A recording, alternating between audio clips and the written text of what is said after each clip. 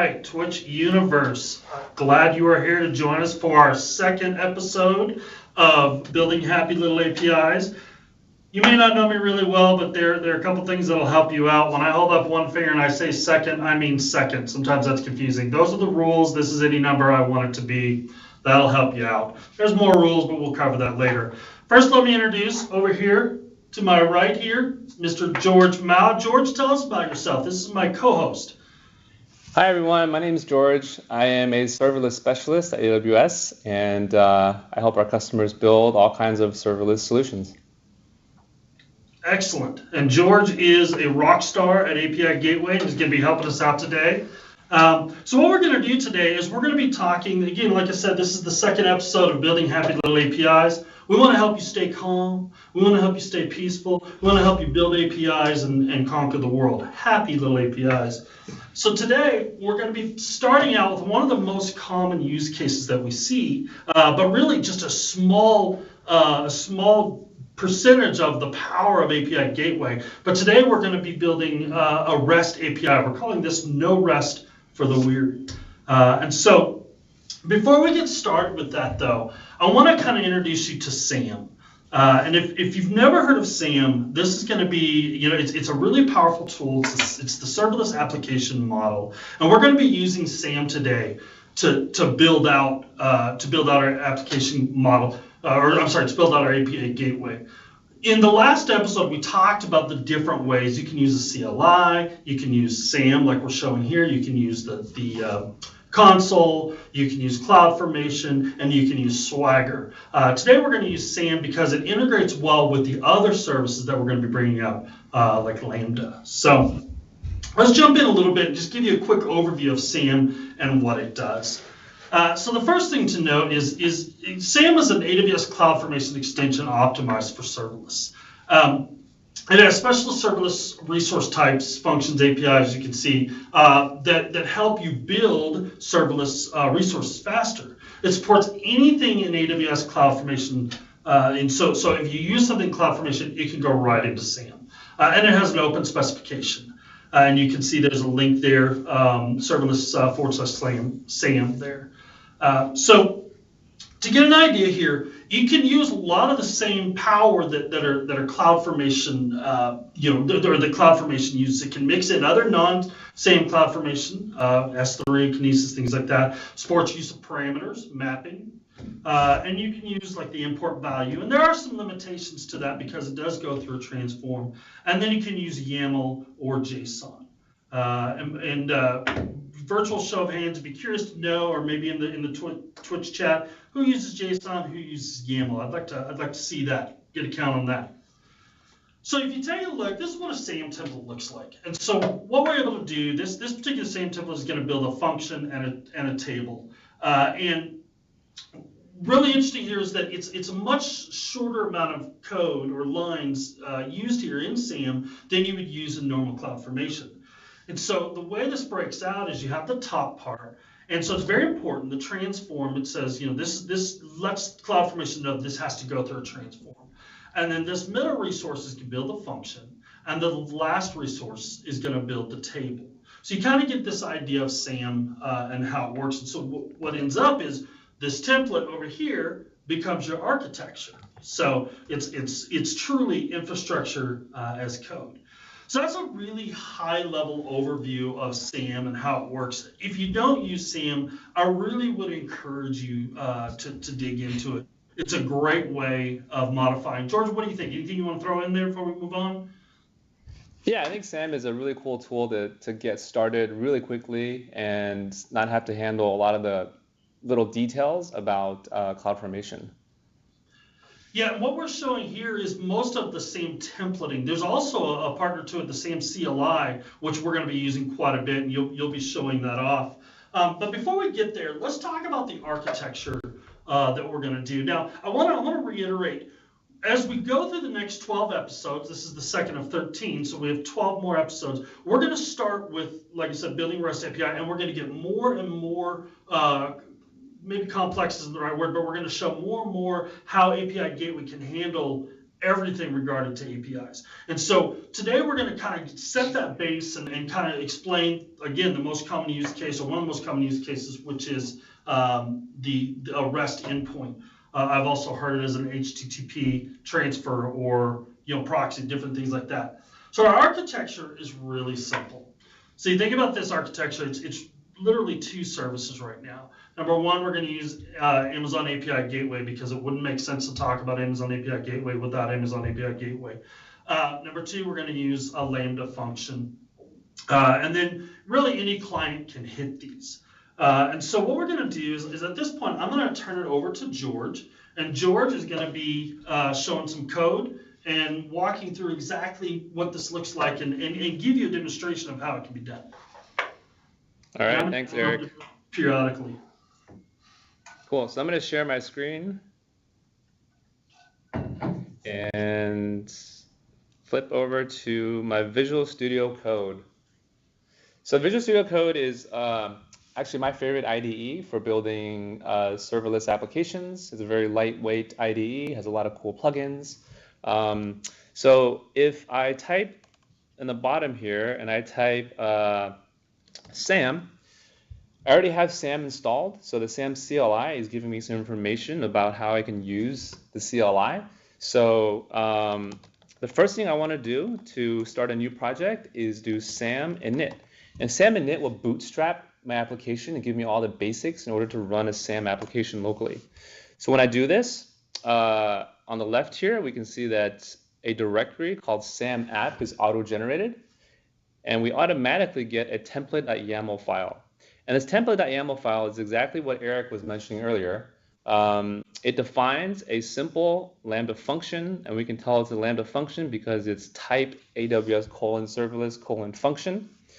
And this function is actually using a Node.js 8.10 runtime. So we could have used Python, we could have used any one of our other supported programming languages for Lambda. And what's important here is this Lambda function is wired up automatically to receive an HTTP REST request from an API Gateway endpoint.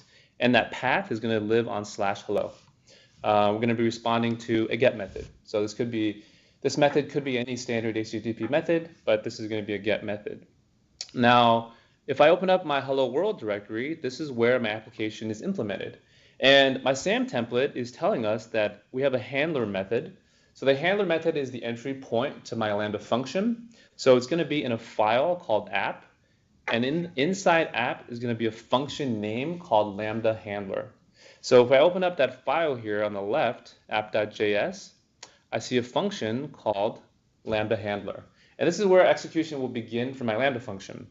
And if we look at this application, it's very simple. It requires a simple package called Axios. And all it's going to do is basically reach out to Axios and then get my IP address. So it's very simple. And then it's going to construct a response with a status code of 200. So an HTTP 200 OK. And then the body is going to say a simple message of hello world along with the IP address of my current machine making that request. So it's a pretty simple application. In order to run this, I need to use another command called sam build. So sam build will actually zip and compile all of my deployment artifacts and give me another directory. So you'll see another directory show up. Hey, George, it looks like you need to go into that directory.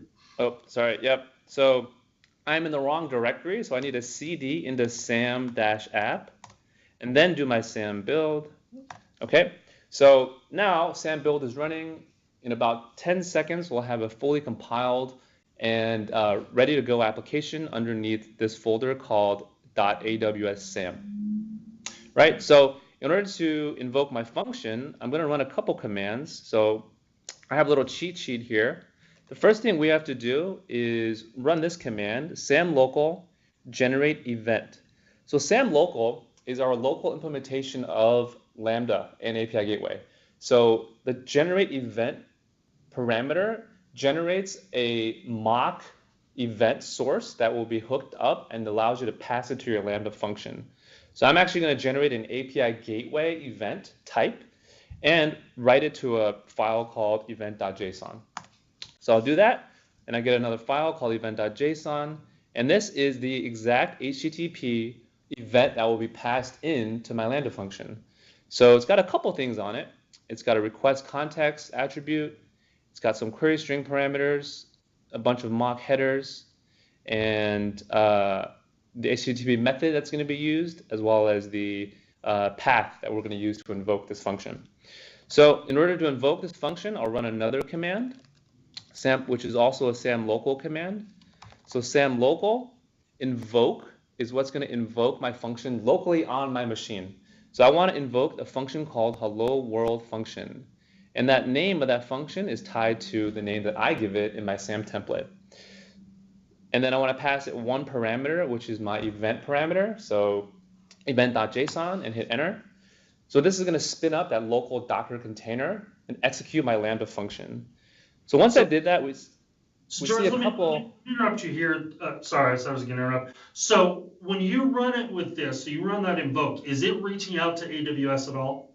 No, not at all. So this is actually running everything locally on my laptop using a Docker image that's downloaded and installed. So it looks just like Lambda, so you can have a really powerful dev environment without ever uploading to AWS. Right, and that's a really good clarification to make. I think sometimes people get hung up on, all right, when I'm running this, when is it calling out to AWS? When is it running local? And for the Lambda part of this, you can involve other resources for testing things like that. But when we're running that API gateway in Lambda locally, that's all it's doing is locally. So exactly. Yep. So let's take a look at some of these outputs in green. Now, the three most important lines in a Lambda function are going to be your start, end, and report line. So start is just like it sounds, is where your function began, and end is also where your function ends. But the report line tells us a couple metrics about how long my function took to run, so 280 milliseconds in this case, and also the memory used. So this function took about 33 megabytes to run. So down here is actually the log output for what happened within my function execution. So we see here that it has a body that's just saying message hello world, and then it's returning the location. So 72.21.196.65 is the local IP address that my machine is currently on. So what we just did was invoke a Lambda function locally on my machine, but what I want to do is run API gateway locally as well, because I want to test my resources locally. So to do that, there's another command called SAM local start API. So SAM local start API will bootstrap everything and run a local instance of API gateway. And what we'll see here is that we now have the function and API gateway mounted on localhost, so 127.0.0.1, and then it has a path hello world. And that path is exposed because we defined it here in the template.yaml file. I could have defined that path to be anything, but in this case, it's a hello world path. So if I click on this, it'll bring me to my browser, which will automatically invoke my function. So my browser is performing an HTTP GET request here, and I'm seeing an internal server error. So the reason I'm seeing this right now is because my function actually took longer than the maximum duration to run that I allowed this function to execute in. So up at the top here on lines 9 through 11, you can define some global attributes on things like timeout and environment variables, those types of things. So by default, every Lambda function has a 3-second timeout. So I'm going to boost this to 10 seconds and rerun this. So to rerun this, I need to do a SAM build again, and then a SAM local start API. So this gives my function a little more time to run, and gives it the timeout a little bit of extra time to perform the actual request. So same thing here, I'm going to click on the hosted hello world path, and this time we should see a IP address come back, which is an execution from my browser invoking an HTTP GET request against my Lambda function. So yeah, now so what you're seeing here is I have a plugin installed that's making the JSON data pre-printed. So this is a message of hello world with the location of my IP address 72.21. I'm going to jump in real quick here. We have some questions on why that's taking so long. One of the things I would point out is this is making an API call out to a service that responds with a public IP. And so the delay is not the local machine. It is the actual API call and the matter of how fast that service is. And so, and George was right in looking, okay, timeout, we're timing out pretty soon. I would encourage you guys on the next episode on May 14th, we're going to be talking about how do you find these kinds of things using, logging and tracing and X-ray and different things like that. But to answer the question we're seeing on why does it take so long, it's not George's fault is really what it is. Cool. Thanks for the explanation. So, all right, now if I go back to my Visual Studio Code environment and I look at this environment here, we can see a couple things in here. We can see the Lambda functions that have been running and how long the execution took. So in this case, it took 3,899 milliseconds, right? So the next thing we're going to do is we're actually going to shut this down and implement the weather service that Eric talked about. Now, our weather service is going to be implemented in the JavaScript Lambda function here. So remember, this code here is a stubbed piece of code built by Sam and Nit. So I want to get rid of this code and then paste in something that I've already written that will perform my weather API. So I have a little piece of code here. I'm just going to copy all of this code from my cheat sheet, and I will replace the default code here. And then we'll take a look at what this code is actually doing. So, all right. So the first thing I do on line 43 is I'm creating a conditions array. And this conditions array is simply just all possible weather conditions in text format. So clear, partly cloudy, light rain, thunderstorm, overcast, those type of things. So my Lambda function on line 50 is going to grab the zip code from a query string parameter. So event.queryStringParameter.zip. So it's going to look for a zip parameter on the HTTP request. And then it's doing a little bit of error checking. If it can't find that parameter, it'll throw an error. And then on line 57, we'll generate a random temperature reading from 0 to 100. And then finally, we'll construct the response that's going to go back out to the HTTP caller.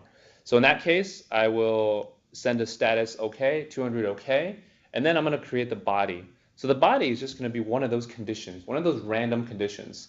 So we're not actually hitting a weather API here. We're just mocking and stubbing out possible weather conditions. And in one of the later episodes, we'll actually perform this in real time. So the body consists of two attributes, conditions and the current temperature. And the temperature, remember, is going to be a random number generated using 0 to 100. So I'm going to save this real quick. And hey, George, I'm going to throw in real quick here. Do you have your weather examples back on the app.js? Yes. Okay, can you go back there for a second? You have the weather. So there's some complaint that those are better weather than what they're seeing in Seattle. So just to throw this out, this may not be exactly accurate, and I wouldn't plan your picnics based on what you see here. Yeah. Okay. So we can easily add, Seattle weather conditions here into the array and see what happens. Yeah. But okay, so I want to flip to my template.yaml file, and I actually want to make a couple changes here because we're no longer doing a hello world function. We're doing a get weather condition. So instead of this path that says hello world, I want to say get weather. So when I do that, my HTTP request needs to be against get weather and not hello. So I'm also going to change this out down here, get weather, and at this point, I'm ready to go. So I'm going to do a SAM build, and SAM build, remember, will take my source code, create a copy, and then compile and make it ready to deploy. So same thing, I can do SAM local start API, and then it's going to bootstrap my API gateway instance as well as my Lambda function. And now notice that this is a little bit different here. We have a /GetWeather path because my template YAML file changed. So if I click on this will bring me to my browser, and we're no longer making that random HTTP call to an IP service. Instead, we're hitting my Lambda function that's going to perform this mock weather location. So I actually see an error here, location not found. And I'm expecting this because I'm not passing in a zip code. So if we go back and look at my source code here, go to my app.js, we're looking for a zip code. And then if zip code is null, throw an error. And if an error has been thrown, I have a catch block here that returns a status code of 404 not found and location not found for the error message. So that's why we're seeing that here. So if I actually pass in some data that is valid and hit enter here, zip equals 20171, and then this will hit my Lambda function and then randomize some mock weather data. So let's see this in action here.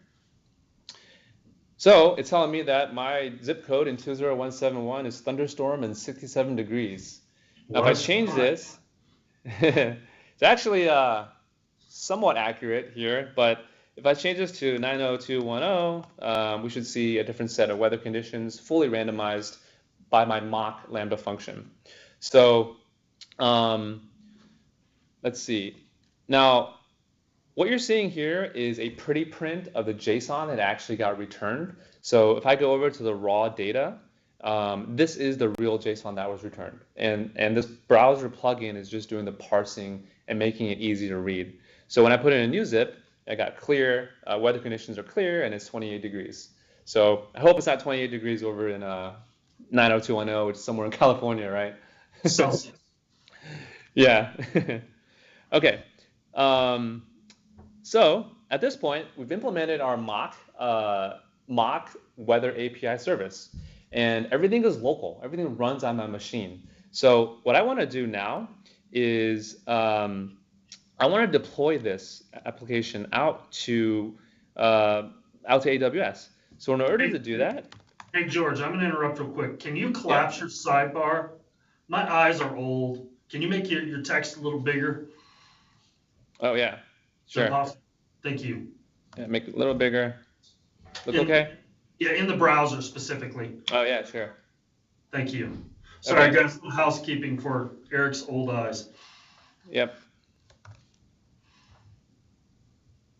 Okay, so let me start this terminal kind of messed up on me because I changed the. You can blame me for that, aren't you? Yeah, I changed the visual interface here. So, okay, so I'm ready to deploy this application. So we're going to do a SAM package. And SAM package is a CloudFormation alias. So if you're familiar with CloudFormation, package will zip and create a deployment package that will go out to CloudFormation to deploy my entire application. And the --S3 bucket actually shows it's where I want my deployment artifact to live. So this is actually going to put my zip file that's created by this CLI command into Gmal temp files, and then it's going to return to me a file called package.yaml. And package.yaml is the deployment artifact that's ready to go and ready to be executed by CloudFormation. So the next command I'm going to run is sam deploy. So sam deploy will take that package.yaml file and then deploy that entire artifact according to my specifications. So I give it a stack name called demo-stack. And this is just a stack name that CloudFormation will create and reference. You can choose any stack name that you want. And then I have a final -s capabilities flag. And this one is anytime I want to create IAM roles, I have to tell CloudFormation that I'm allowing it to create these roles. So when I do this, this will actually execute and deploy a CloudFormation stack that will contain my entire application. So while we're waiting for this, can we go back to the template? I want to ask a couple of questions on that and point out some things. So when you say roles, where is the role being created in this template? Yeah, good question. So if you notice here, under the resources section, we're creating a Lambda function, and that's it. So behind the scenes, Sam will automatically create your IAM role for that function on your behalf. So you don't have to specify that here. Now, if you want to modify the default permissions, you'll have to modify the policies that get attached to the role. So by default, everything is generated for you. So do you know what the default permissions are? Yeah, default permissions are going to do a couple things. It's going to allow you to execute the function. It's going to allow you to log to CloudWatch logs, and that's basically it. Okay. And with the attachment of the events, is it going to entitle that to trigger the Lambda? Yes. Okay. All right. Yep. Cool. Okay. So now we see here waiting for change set to be created, and this is really just polling CloudFormation for updates, and we finally see it successfully created an updated stack. So I'm going to go back to my CloudFormation console, and we should see a stack in here that says DemoStack. So my first stack here, DemoStack, I'll click into this, and there's a couple of tabs up here. The one that I'm interested in is going to be the Resources tab. So the Resources tab shows me all of the different resources that were created by this CloudFormation stack. So number one, we see a Lambda function called Hello World Function. I'll go ahead and load that up. And I also see a REST API here, serverless REST API. So I'll load that up as well. And then here, this is the role that Eric was talking about. So Sam automatically created this role for me that has those default permissions on it. So if I go look at my Lambda function, this Lambda function tells me that it belongs to the CloudFormation demo stack. And if I look at the code down below, this looks exactly like the weather application that we implemented. So this is deployed from my local SAM project up to CloudFormation and now belongs in Lambda. So can I edit that there? Yeah, so this is actually a fully functional IDE sitting right here, and it has everything from syntax highlighting to dot completion, and you can edit this just in line and then save and test right here. Very simple to do. Yeah. Okay. Cool. So the second resource that I opened up was my API Gateway resource, and we named it DemoStack. So DemoStack has a /GetWeather as a path, as a resource. So my resource responds to a get, and if I open this up, we see that the integration request is currently a Lambda proxy.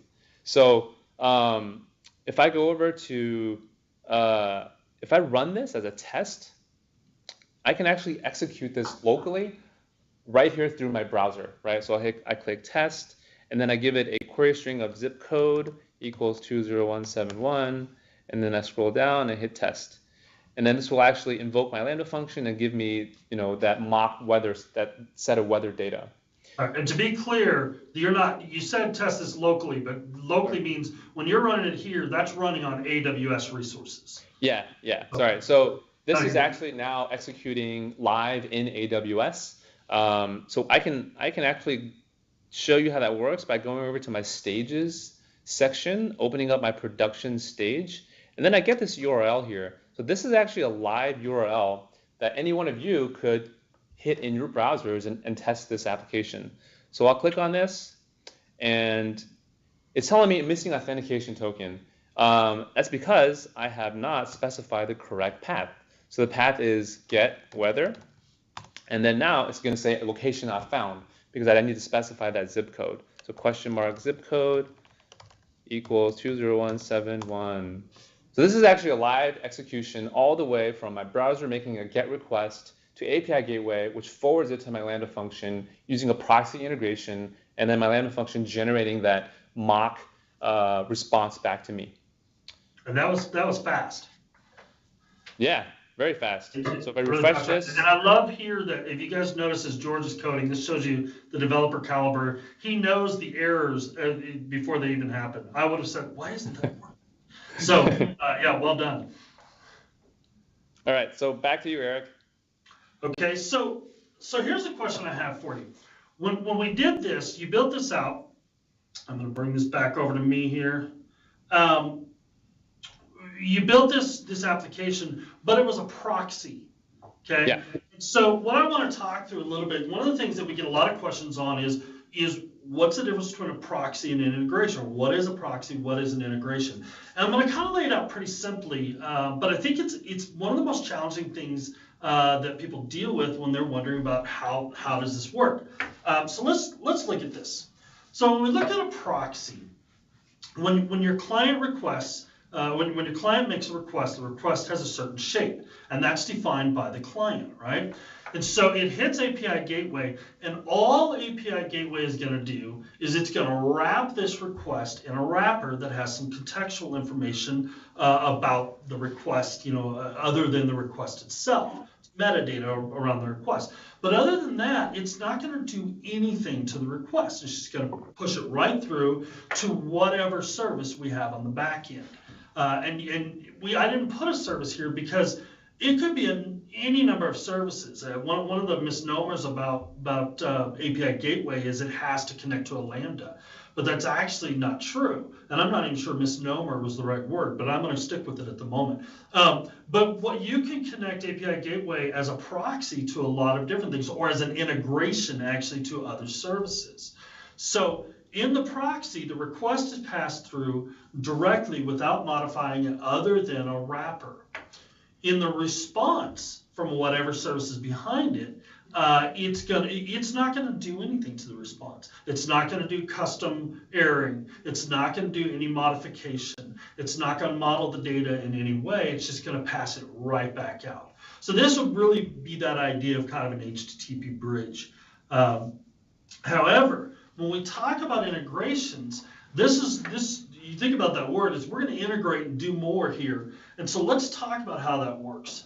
So when a request is made to API Gateway, there is the velocity template language that is used, and it can modify the request. So that request can look very different on the back side of API Gateway than it does on the front. Okay, so we can change. So a great example of this is, let's say I have an API that we're running, and we want to change how that works. We want to update it, but we don't want our clients to know. We need our clients to just continue cruising along. Okay, so what we're able to do is take a request in the old format that the client sends, modify it using VTL, and then push that request to the service behind. And as you'll see in a few minutes, coming back, we can remodify that to look, in the certain shape that request should be coming back to the client.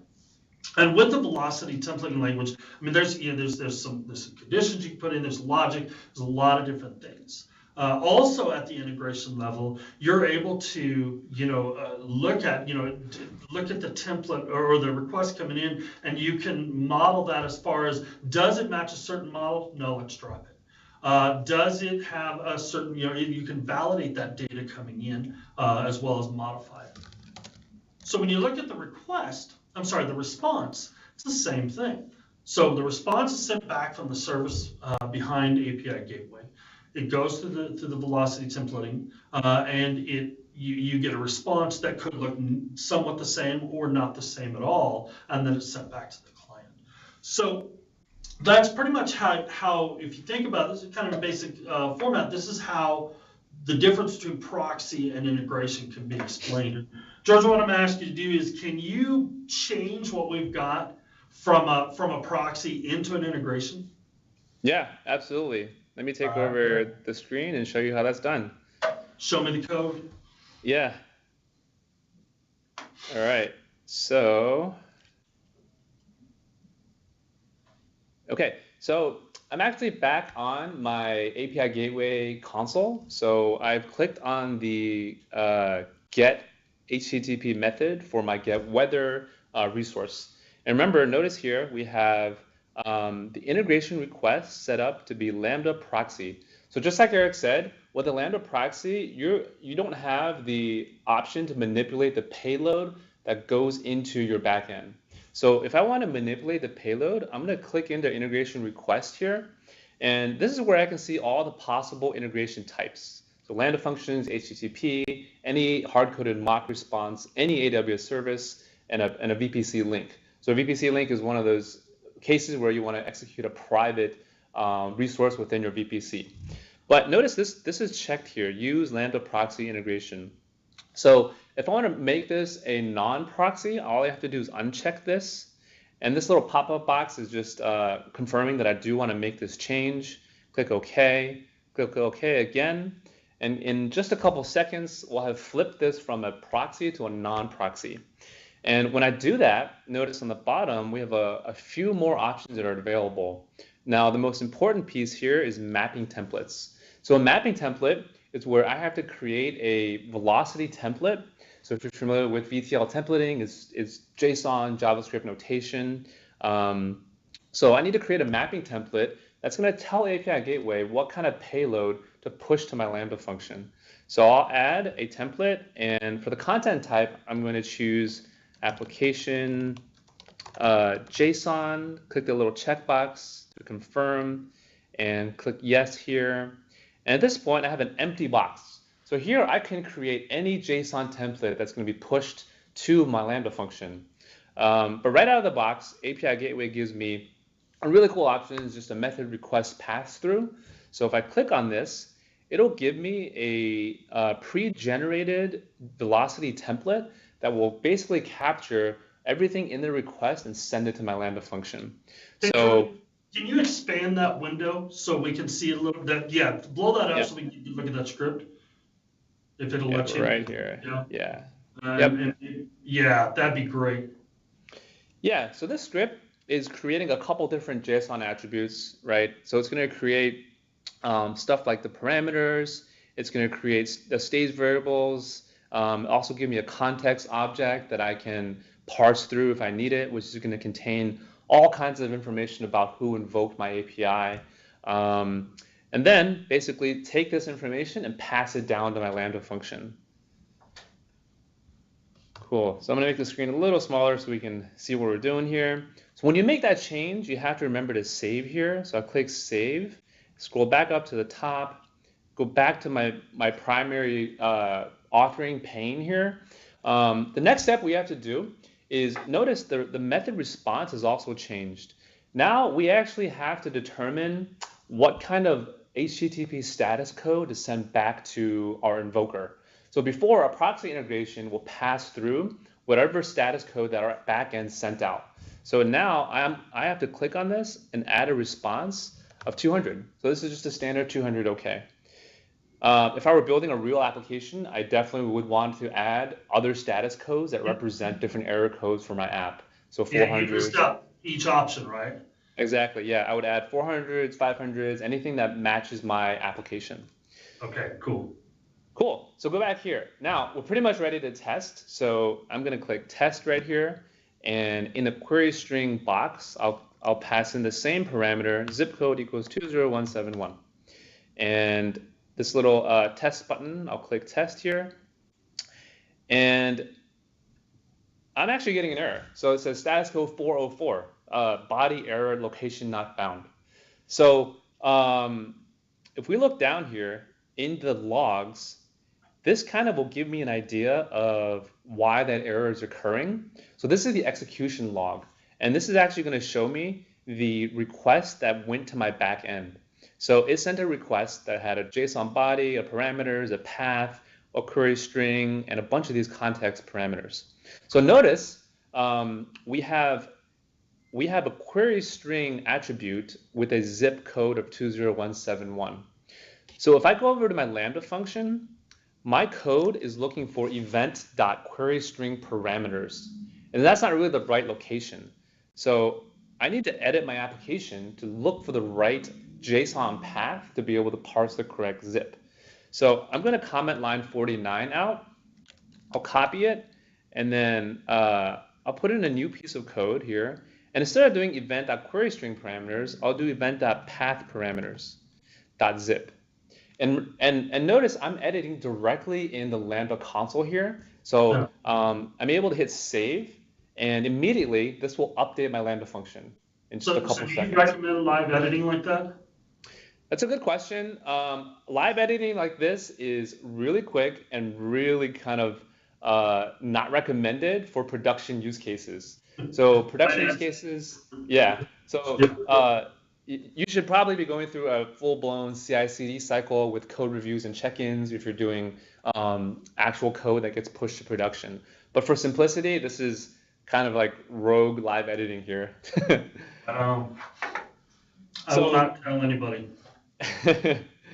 Cool. So now line 50 has our updated code, zip. We're going to pull it from the path parameters object. And we'll go back to API Gateway and go back to here and then click test. So I got location error not found. Why is that happening?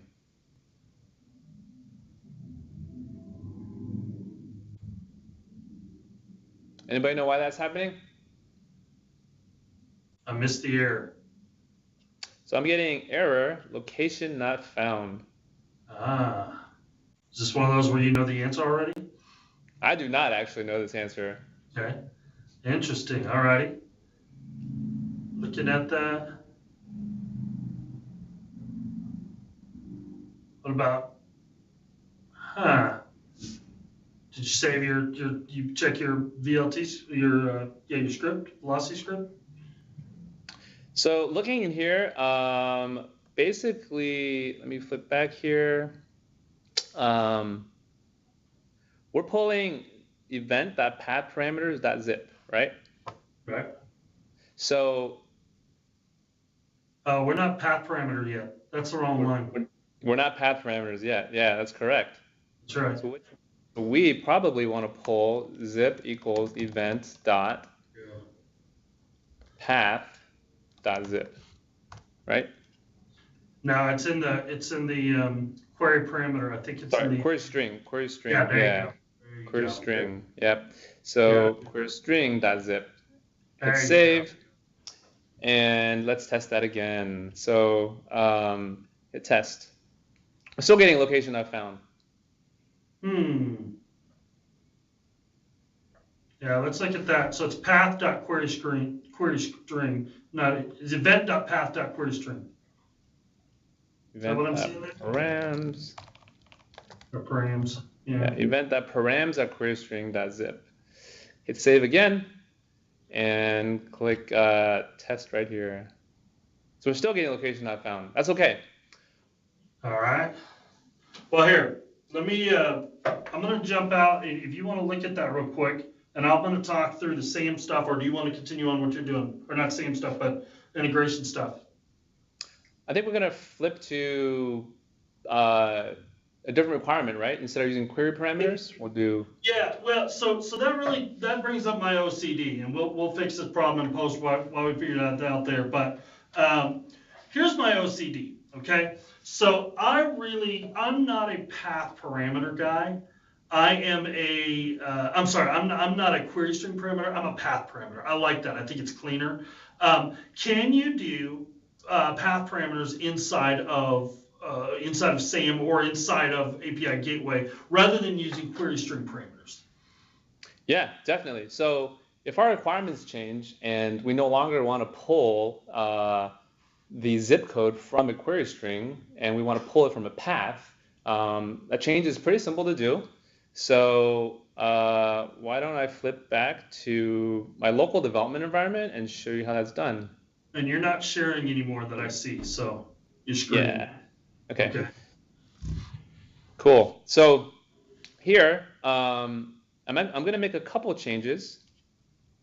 So the change I'm going to make is I will go to my application code and I'm going to go to my template.yaml, and instead of my GetWeather here, I'm going to attach a /zip.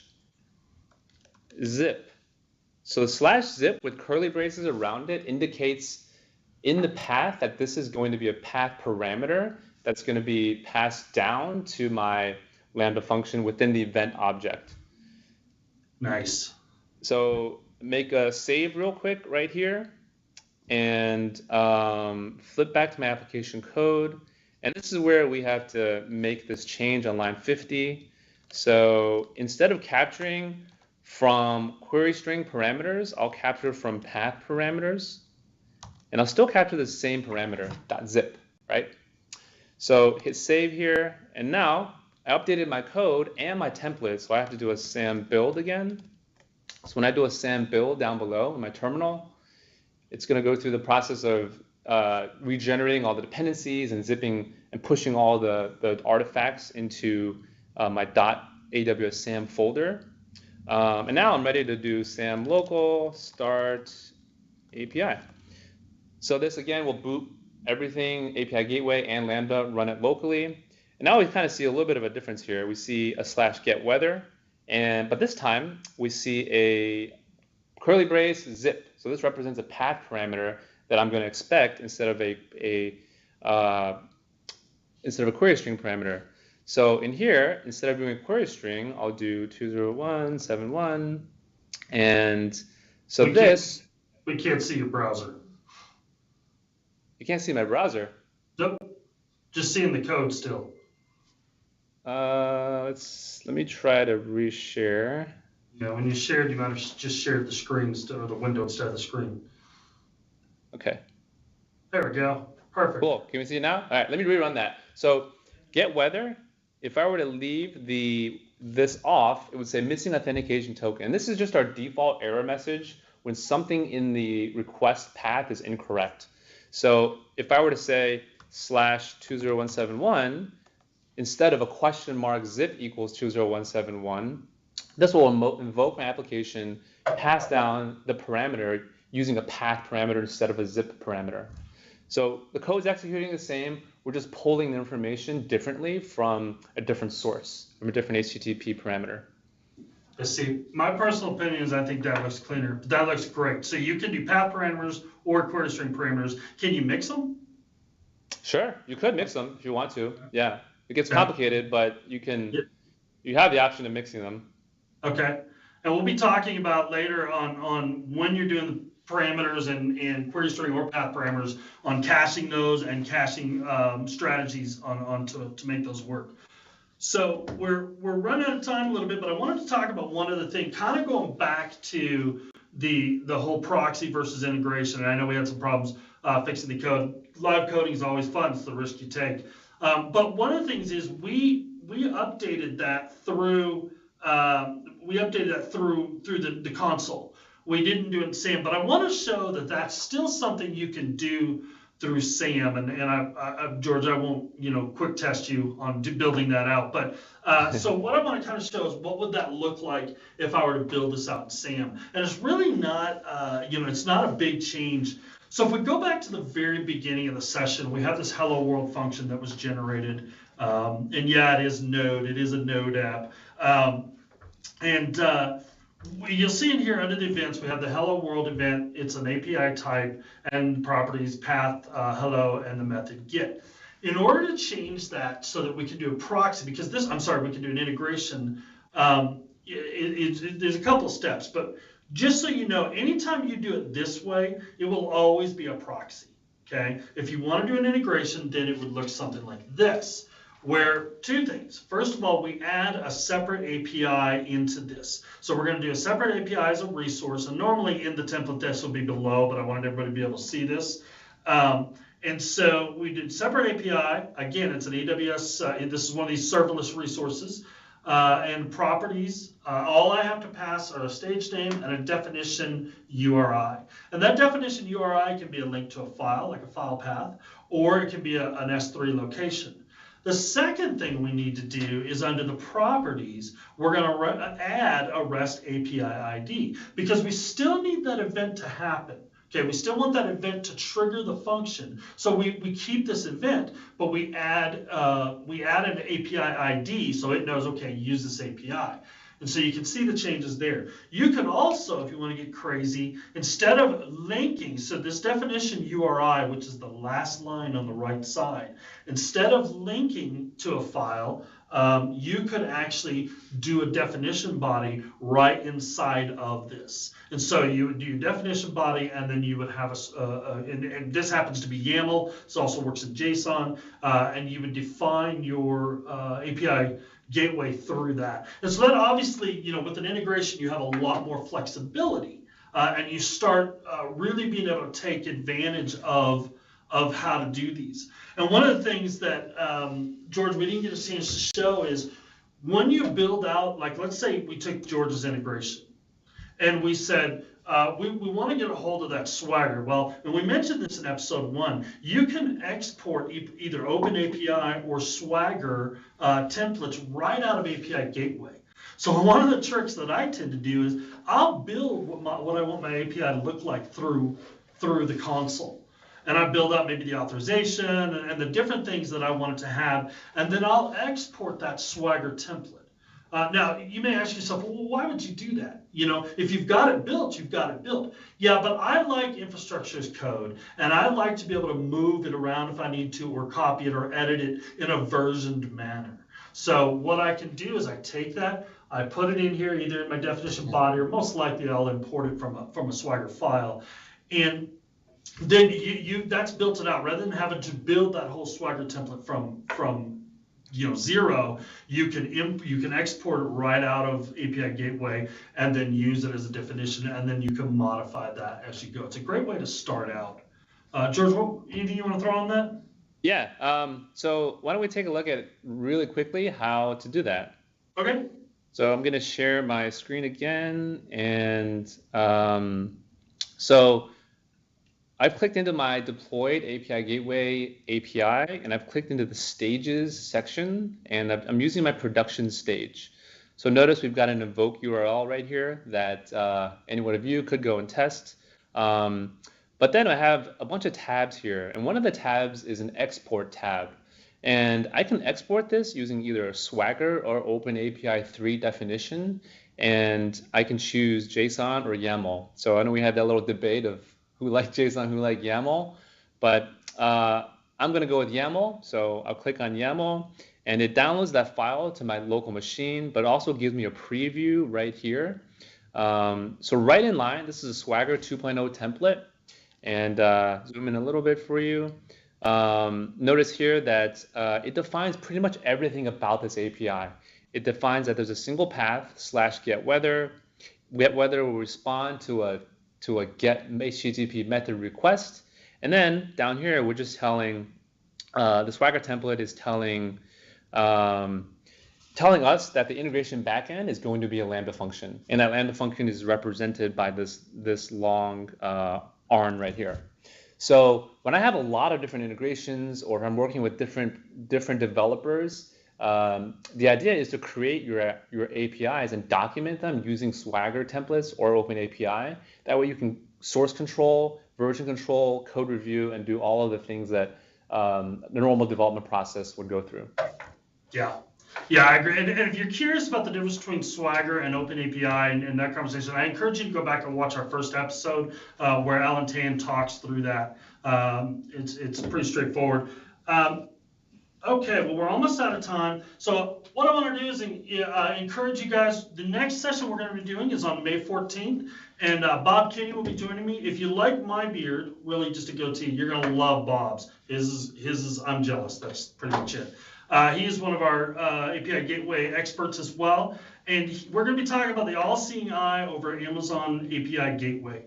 And really what that means is how do we demonstrate, how do we monitor, how do we log, how do we debug? And so some great tips on finding bottlenecking, on finding failing, much like what we were just dealing with earlier. How do you find those errors? How do you remediate those errors? How do you avoid them next time? So I encourage you to join us on May 14th, again 1 p.m. Pacific time. Looking forward to it. If you want to know more, you want to follow, or even maybe we'll post a solution to what was hassling us earlier, I encourage you to follow at EDJ, I can't even say it, EDJ Geek. That's my Twitter handle. And George, you want to tell yours? It's not on here, but throw yours out there? Yeah, my Twitter handle is just my name, George Mao. So feel free to tweet us. Let us know what you think. Any questions, send them our way. With that, guys, we're out. Until next time, I appreciate it. Stay calm, stay peaceful. API on.